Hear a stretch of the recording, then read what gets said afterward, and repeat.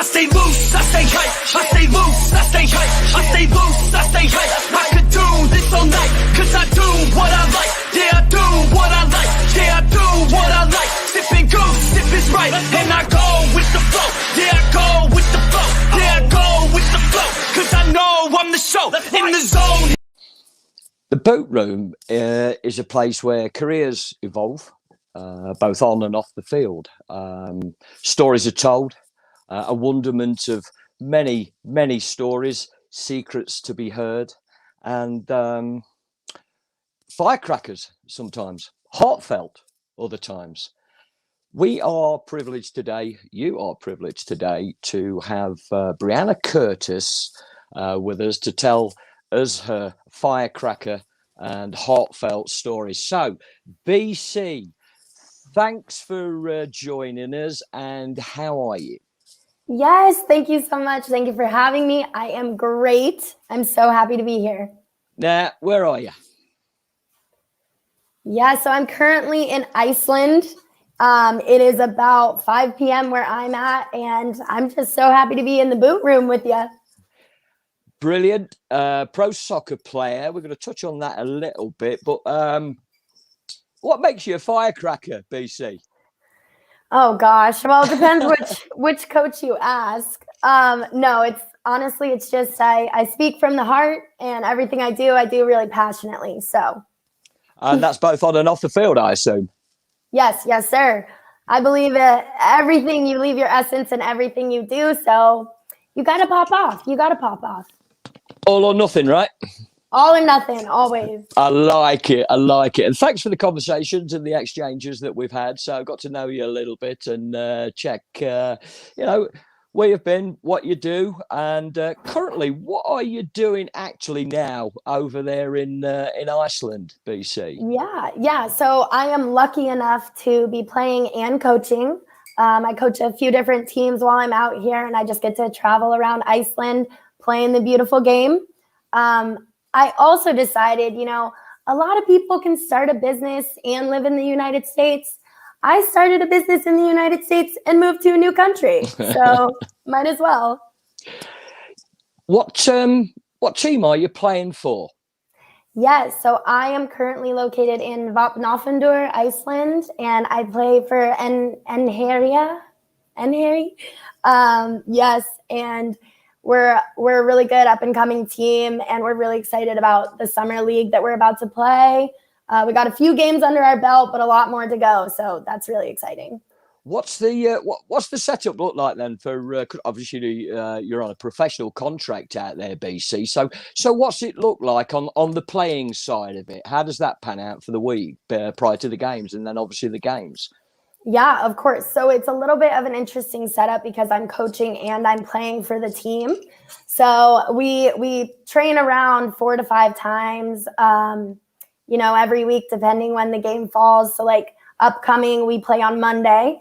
And yeah, it's just all about prepping for, each game. We've had some really strong teams that we've already met, but we have more ahead of us. So we're just staying focused and making sure the girls are prepared, making sure like I'm prepared. And every game, we leave it all out there.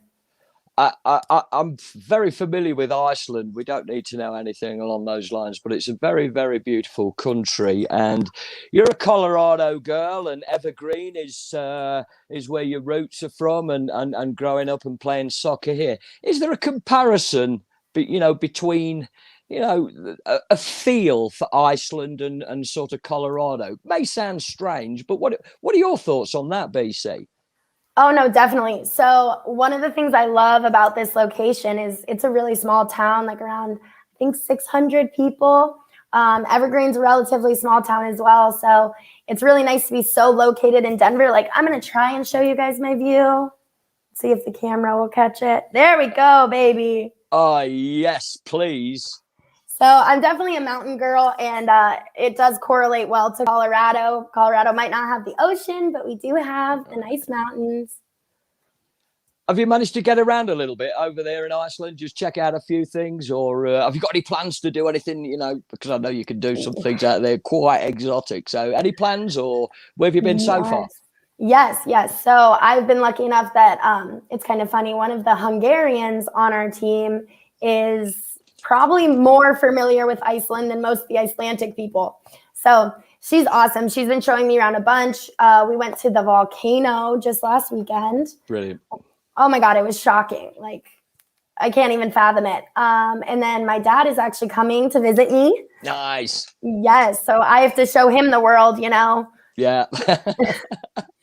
So we'll see where we get to. But yes, like you said, there's so much to explore here. This we'll switch back to Iceland to finish up a little bit later on. But the firecracker attitude, and I did read about you, blonde, female, positive. You've got some fuel to add to the fire wherever you go. And I know if you want to touch on the high school thing, I know you played D1 in college, and the initial onset for that was with the Razorbacks. Do you want to go through those latter stages of high school and then going into college and D1, that part of your playing career, BC? Yes, of course. So I think one thing to keep in mind is I started off, maybe not the best player to begin with. I think that's part of why I got my Firecracker nickname, is because, I always knew I wanted to play D1. I always knew I wanted to play professionally. I even told my dad when I was like 7, I was like, I'm going to play professional soccer in Iceland, which is weird. Wow. And he was like, you can't even kick a ball. Like, it's as big as you. What are you talking about? But I just kept pushing, and I worked really hard to get where I am. But I think, I started off assuming I was going to stay and play as a Razorback. I committed my freshman year of high school, so far too young, in my opinion, to really know what kind of style of soccer I wanted. I did one season there, realized it wasn't necessarily the adequate fit that I wanted, and I quickly called up another Coloradan, Tony Manata. He was the coach at Iowa State. Right. Yes. And I was like, because it's an interesting story. He was the first coach to recruit me. And so I remembered him, and I was like, I know you've seen me play. Like, can I please come play there? And he was like, oh my God, yes, Coloradans all around. Join us. Sure. And so I hopped over to Iowa State, and I loved it. And I finished out my 4 years. What was that process like? Obviously, from way back when, 6, 7 years old, Dad, I'm going to play. I'm going to go to college. I want to play soccer, and obviously, your dad said the ball's bigger than you at the moment. Think about it, maybe. So that latter stage, maybe junior, senior, high school, your commitment is still there to go. You want to play high level, D1, college, etc. What did that like? Look like for you, like at home and as a player, developing into committing to later moving on out of that? What was that approach, and how did that work out? And it'd be great advice for those current young players in high school now. Yes, for sure. So once I committed, it was one of those things. So my club team was so good. We won nationals in 2012, the Colorado Rush, and nice. Yes, gotta love Rush. And I personally was not, technical. I was strictly a workhorse. I was strictly athletic. And the girls around me were all technical. And instead of seeing them as like competition in the sense of, wishing maybe they weren't as good, I saw them as someone to admire. Right. And so I would take the time, I grew up watching Lindsay Horan. She was within my club. Betsy Brandon was on my team, Jordan DiBiase, all those amazing players. And I would just show up to practice early. I would hop in on whatever practice was before mine. I would stay at whatever practice was after. And I would just, work away, chip at where I wanted to be and just keep chipping away. So senior year of high school, I was like, you know what? I got this opportunity to go play D1. And it's not the time to stop. It's time to put my foot on the gas pedal. I have the positive energy. I have the work ethic. I just got to stay focused and get the skill. And so with that, there's like a few motivational videos I watch consistently to this day that just like remind me to keep failing. Like, I'm going to try this move and I'm going to fail 100% of the time until all of a sudden I only failed 99%. And then I just kept doing that. And now, I'm really confident in my abilities, and I'm a really good player now, which is nice to say. And I think you have your makeup and I suppose personality as that player. You called yourself a workhorse. I look at some things as a coach. You need a well-rounded group of players that are, some are piano players and some are piano shifters, and they're all as important. What do you bring to that in the makings of now you're coaching? Do you look for piano players and piano shifters for the makeup of the team for it to be successful as a coach? Yes, for sure. I think one thing that I really try to harp on as a coach is that whatever amount of time you think you deserve on the field, you have to prove that, right? And I don't think it's you wanting to prove. It should never be you wanting to prove anyone wrong. It should be you wanting to prove yourself right. Yeah. Because that's what I did. I was like, Dad, I'm going to play pro. I'm going to do this and that. And then I went and did it for me, as opposed to like whoever maybe thought I couldn't. And yes, I think we need, those people who are more like Messi, where they can take a play off because they're so good. And when they get it, they'll score. And then there's people like me who it's like, I don't think I'll ever take a play off, just because I know that on the off chance I take that play off, maybe the next play I make a mistake that, I haven't personally earned the Gotcha. Messi status. No, well, it's different styles, isn't it? I mean, there's some players that, have absolutely fantastic, unbelievable qualities that I never had. But then there's some players that couldn't even fight their way out of a paper bag. And you need a bit of both, don't you? Somebody that can, get around the field, get a foot in, win it, give it.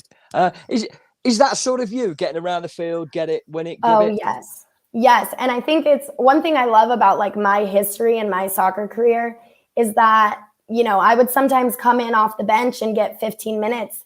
And my goal was always to be, the thermostat as opposed to a thermometer. Like, I'm not coming on and I'm going to adapt to whatever's happening, whatever the temperature is. I don't need to adapt to it because I'm setting it. So when I come on, I'm going to spark that energy. I'm going to give 110% of the 5 minutes, 15 minutes, now 95 minutes that I'm allotted. And then I'm going to go home and I'm going to be so tired, that's our thing. If you step on the field, you're going to contribute. That's the rule when you're being coached by BC. So I've just put you down on the team sheet. You're first on the team sheet now every week. So we'll work it all around you. So D1, that was your aspirations, and obviously to Iowa, and you've gone there. Did that transition? Did it give you that secondary boost again to go, right, I'm full on, the temperature, it's 100 degrees Fahrenheit, it's BC, I've arrived, I'm here.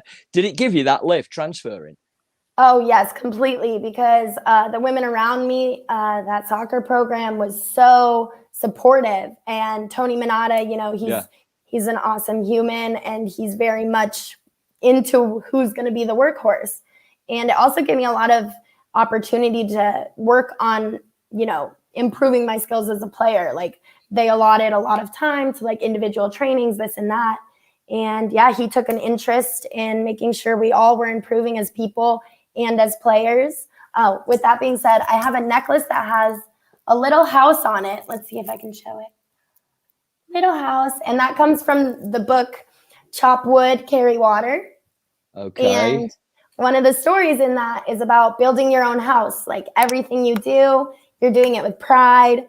You're building it for yourself. So leave it as amazing as it can be.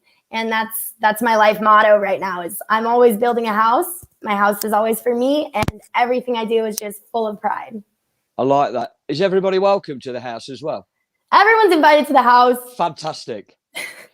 That's brilliant. Yes. So during your time there playing, studying, of course, you've got into a little bit of the old film industry, and a bit of microphone, far better suited to it than I ever will be. So how did you get into that, BC? Oh my gosh. So, when I was little, I would play with my brother, and he would always want to play war or ninjas or something. I was like, yeah, for sure. After we play where I'm the news reporter and you're the breaking news. Brilliant. So I've always been doing little things like that. And so I got to Iowa State, and Tom Crochelle, who is an amazing videographer, kind of took me under his wing and was like, you never stop talking. We might as well put you on camera. Yes. He started to give me the microphone, and I was, my major was journalism, mass communication. So all the pieces fit together, and I just started to really hone in on my inability to stop talking. There's nothing wrong with that. I'm terrible. You're far more better at it than I am. I just keep talking gibberish. Now, in the transition and, in developing, off the field, you're learning and what you want to go into, maybe, journalism. It could be anything along the filmmaking, work alongside the Coen brothers. I don't know. I'm just throwing all this stuff out. You see, I talk too much. There was an opportunity to go to the UK, Oxford Brookes, and then it didn't quite transpire. He ended up in Italy. So what went off there after, coming out of Iowa State? Yes, sir. So like I said, I, had started my soccer process, in my opinion, a little bit behind some other women. I didn't feel like I had reached my max when I was graduating Iowa State. And I was like, I need to keep playing. I said I was going to go professional.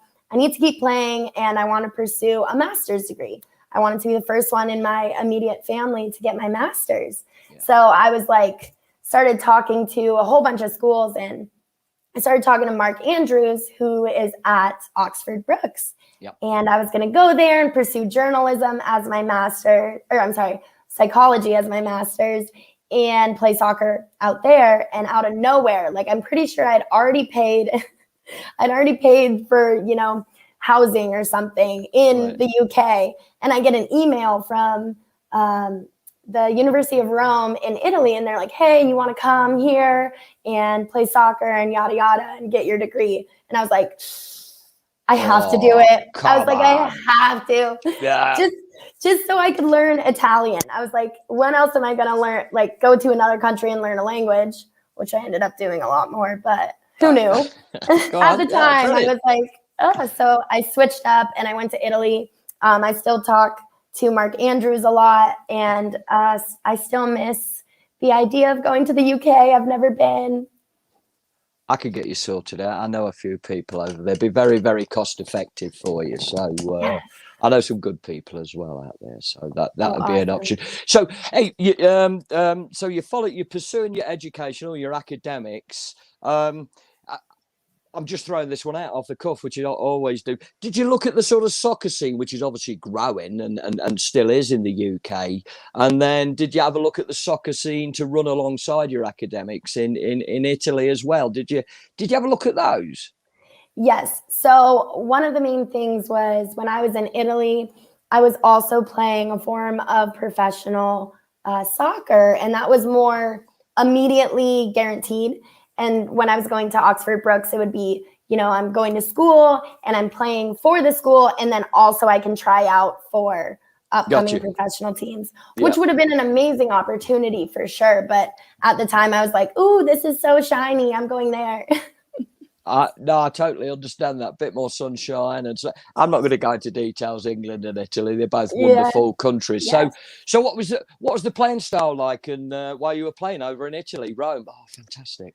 I know, living in Rome was amazing. The playing styles, it was really cool. I actually was also being coached by one of the Serie A coaches. He's Antonio. He's amazing.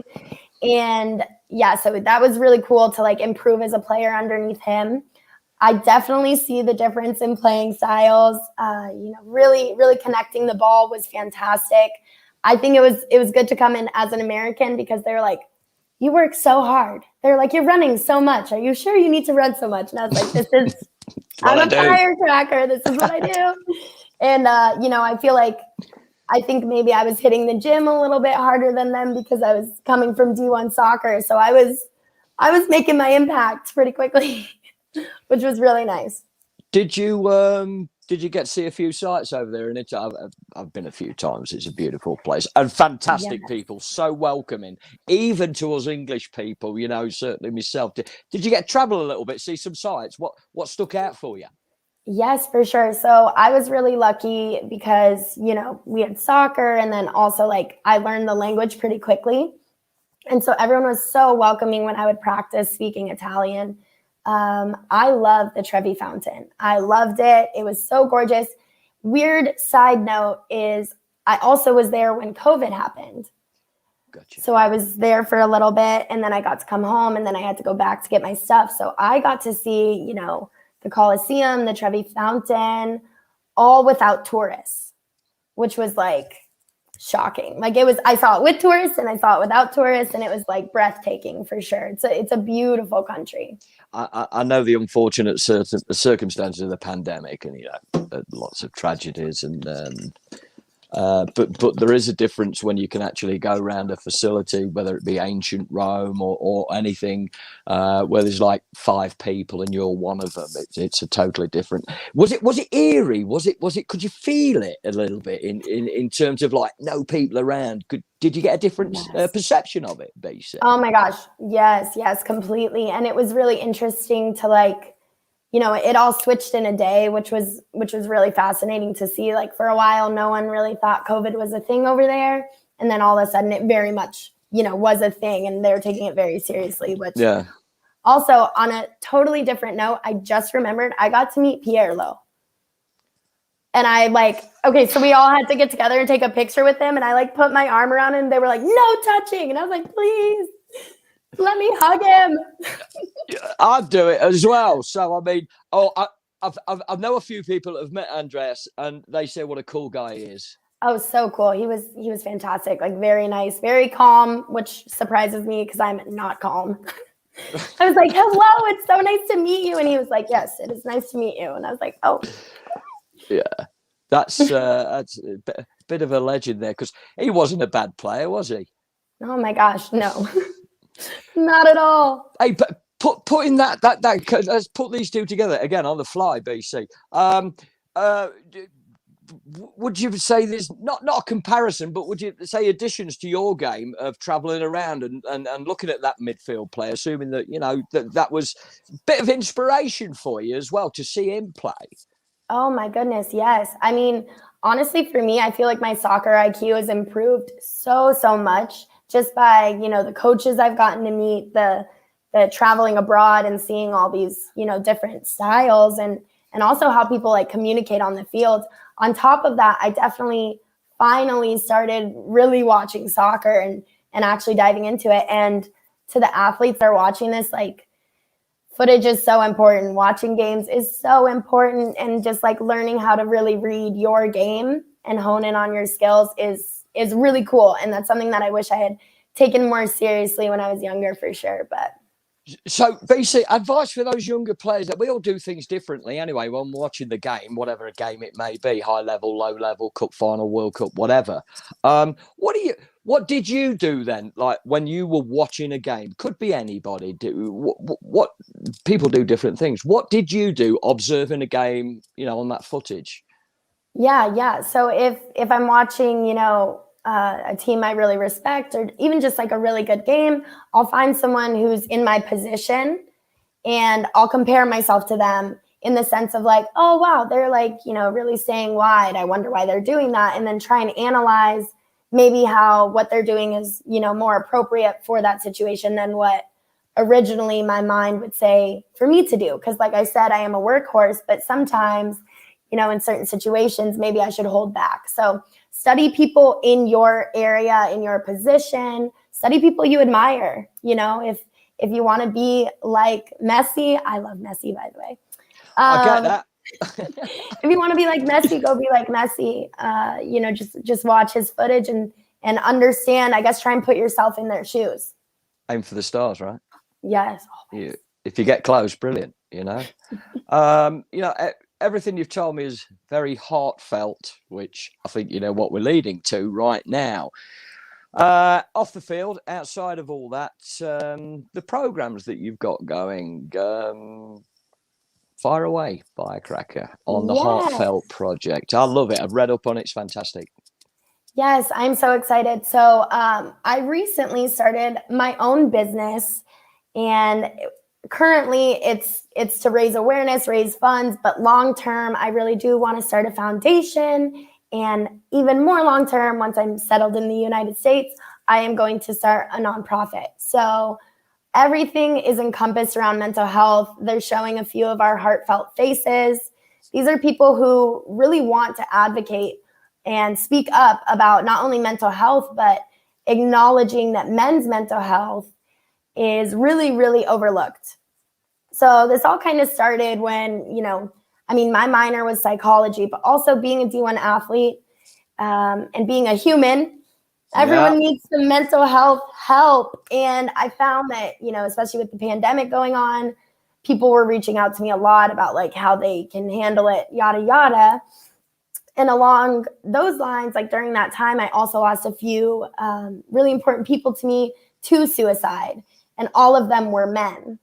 So it kind of started to click with me that, if I'm a female, and keep in mind women are, far more allowed in society to show certain emotions, and I'm struggling to maybe find mental health resources or even just express my emotions, I can't imagine how it would be for a man. Yeah. So I started doing my research, and men die on average 6 years earlier than women.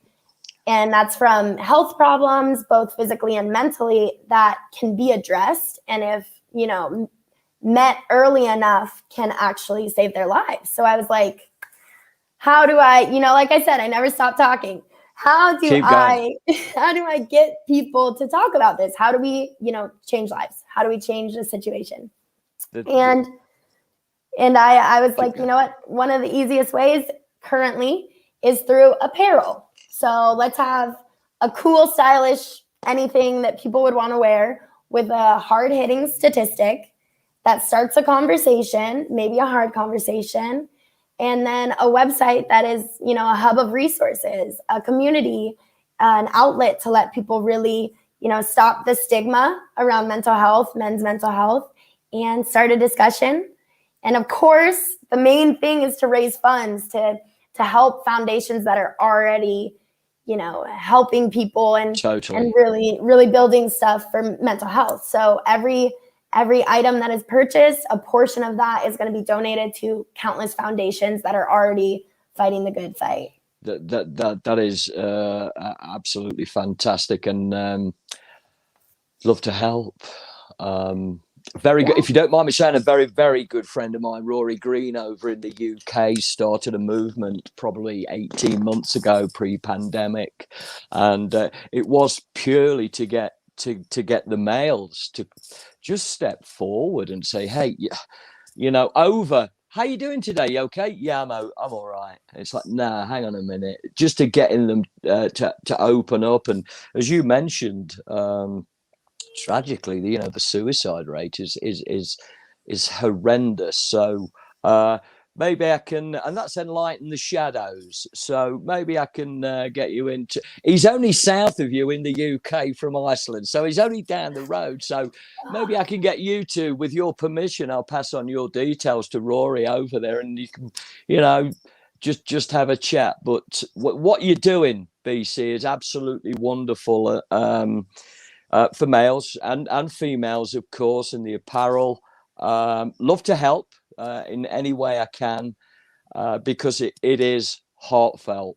Love the program, and and thank you for talking openly, honestly, integrity. I've got some words written down here with.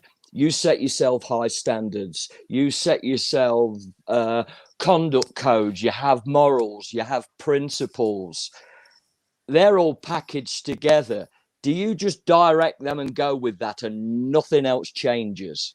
Yes, sir. So I'm covered in tattoos, all of which are scripts, because it's like I live by words. So one of them that I intend to get is live by principles, not emotions, because honestly, I think the way I carry myself is, very genuine. Everything I do is with pure intentions, really good heart. I'm never intending to hurt anyone by any means. And I don't really think you can fail when your intentions are pure. So with that being said, I really don't think anything is worth sacrificing those principles and that purity, I guess, of your heart. Like if it makes you happy, if it's right to you, I think you should speak on it. So like for me, mental health, equality, I can never see myself regretting actually speaking out for something that's worthwhile. Kudos to you. Bravo. There's my Italian. Bravo. I don't know. Yes, bravo. Bravo. I'm going to jump back to the soccer side of it and also yourself and combine the two as a package. So soccer, the way you play, your principles, your morals on and off the field, is everything combined in what you do, whether you go out there for the start of the whistle, first half, here we go, let's do this. And at the same time, coming off the field, you bring that there as well. You are you as one. Am I correct? That's what I get from you. Yes, sir, completely. I actually just gave a little speech to my girls the other day about, a story of a woman who was playing her sport. She feels like she didn't get enough minutes, so she didn't shake everyone's hand at the end. And she didn't shake one of the guys' hands who was actually a top recruiter, and she would have been able to play, let's say first league in Iceland or something. And so she lost an opportunity strictly because she, let one of her principles fall. And so I believe like when I step on the field, I'm never going to ask anyone to do something I want to do. So I'm not going to yell at the girl next to me for not sprinting to that ball if I'm not, sprinting. So I'm only holding people as accountable as I'm holding myself. And on and off the field, depending, it doesn't matter if I lost the game 5-0 or we won it 5-0. I'm going to shake everyone's hand and continue on as BC the Firecracker. And you can rest your head on your pillow at night. You have your gardens to one side where you can have your sanctuary, and the gardens to the other side might be fruit for everybody to share. And then also you've got your little play area. That's what it looks like to me, BC. And everything you say and do is written on you. Yes, sir. I wear it proudly. I'm going to say the only hat tricks I ever get is to say thank you. Thank you so much for your time. It's been an absolute privilege. We will, unfortunately for you, reconnect again because I'll bug you as your house and estates grow. I love what you're doing. I know everybody else does. If not, they're going to come and see Richie English. I cannot let you go without doing a quick fire 5 questions at you, BC. Okay. And I have them here. Okay, I'm ready. Male or female, or pick one of each. I'm okay with that. What team do you support? Or teams? Yes, Man City and PSG. So men's Man City, PSG women's. They're two great ones. Yes. Also, I want to give a shout out to Betsy Brandon. She and I used to play together. She's currently playing in Hungary, and they just won the Hungarian Cup. I'm not exactly sure what. I can't remember. But shout out to Betsy Brandon. I love watching her play. I'm going to ask question 1.5 now, because you've mentioned, obviously, Iceland, because that's where you are. You've mentioned being in Italy. Now you've just mentioned France, PSG. Fantastic. And then Hungary. What would you... Give me 15-second answer. What would your advice be to players wanting to play pro and not necessarily in the US? What do you think? Go. Yes, get an agent. Don't be afraid to send your highlight reels. Some people are like, oh, mine's not good enough. Yours is always good enough. Keep pushing. Get lots of film when you are playing abroad. Keep editing those highlight reels. Keep sending them out. Keep going. Firecracker, brilliant. Light blue touch paper, stand well back. Gotcha. Question 2. That was 1.5, whatever it is. Favorite player ever on the planet, growing up, now, whatever. Honestly, mine is probably Griezmann. No, I take that back. It's Pele. I take it back. I took it back. Pele. You can have 2. Go on then. Okay. Griezmann, Edson Arantes do Nascimento. Bravo. That's his real name, you see. Sì, So bravo. two good choices there. Tell me the best thing about Iceland, whatever it is. What's the best thing you're going through right now in Iceland? What is it? Oh my gosh. Well, for me, I'm located in a small town, so it's the views. They're amazing. And I started the business while I was here, and there's no way to get stressed when I can walk outside and jump in the ocean or see a mountain. So The water's cold, isn't it? oh my God, it's so cold. I've been in it. Yeah. It's all right. I tell you what, I'll take it back. It's not cold, it's refreshing, right? Yes. Oh my gosh. It takes the air out of you, but like then you're alive. So Brilliant. It's like you can feel the air going through you when you get out, isn't it? It's like your paper yes. thin. Oh my Fantastic. gosh. Brilliant. I don't think I could jump in it anymore at my age anyway. So there we go. If you could take Firecracker BC right into another sport, what would it be? Rugby. Oh. I think I would hit people really hard and then like sprint. It'd be so cool. Tackle, pick up the ball and run away. Yes. That's a great tactic. Are you fast? Would they catch you? Yes. Well, no, they wouldn't catch me. I'm very fast. Rugby. Fantastic. That's another conversation. Last question. You've traveled the world. You've tasted several different cuisines from around the globe. Curveball. What food have you had put in front of you? You've not chosen it off the menu. It could be a house or a restaurant. It's been put in front of you and said, oh, you've got to try this. And you've looked at it and gone, I don't know, no. But you've actually had it and you've gone, that's all right, that.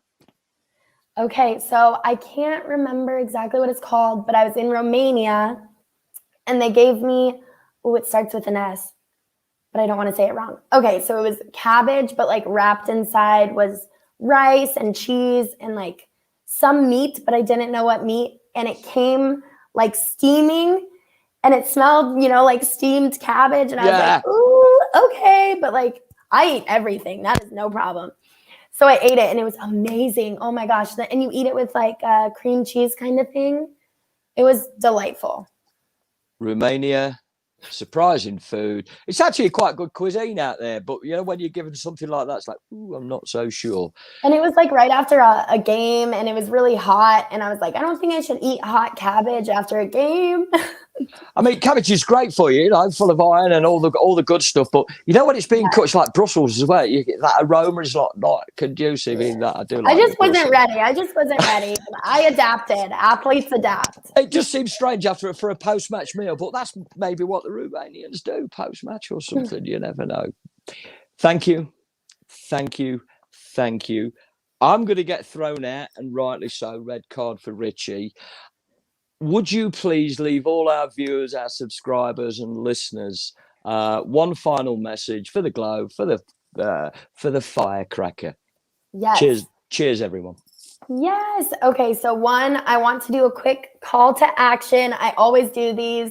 I want you guys to check on your funniest friend, male or female. Check on them and be like, hey, how are you? I really want to know. Let's, have a little chat. Because sometimes people, hide how they're feeling with being funny. I'm a super positive person. I still get down. So please check on your friends today. And with that being said, practice makes permanent. So keep pushing at whatever you're doing, wherever you want to be. Y'all can get there. Just keep working. That's all from me.